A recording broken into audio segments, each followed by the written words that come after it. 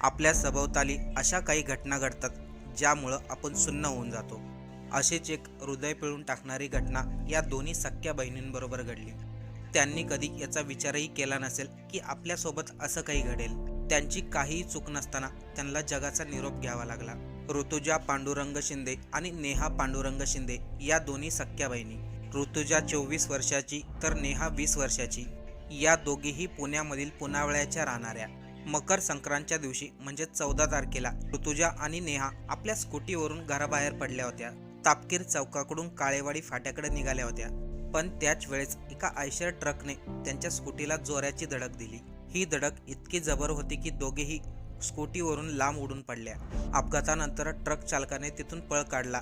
इकडे ऋतुजा आणि नेहाला तातडीने हॉस्पिटलमध्ये हलवण्यात आलं, पण त्यांच्यावरती उपचार होण्याअगोदरच डॉक्टरांनी त्यांना दोघींनाही मृत घोषित केलं. घरी आईवडील, त्यांना मुलगा नाही, त्यांचा आधार असणाऱ्या ऋतुजा आणि नेहा यांच्याबरोबर नियतीने घात केला.